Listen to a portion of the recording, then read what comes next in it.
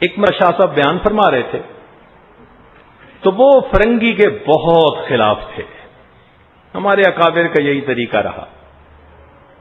تو ایک نوجوان اٹھا اور کہنے لگا کہ شاہ صاحب آپ کیا ہر وقت انگریز کو اپنا شو دکھاتے رہتے ہیں؟ چونکہ وہ بہت پرجوش تقریریں کرتے تھے. تو دوران تقریر کہنے لگا کہ شاہ صاحب آپ کیا ہر وقت انگریز کو شو دکھاتے رہتے ہیں؟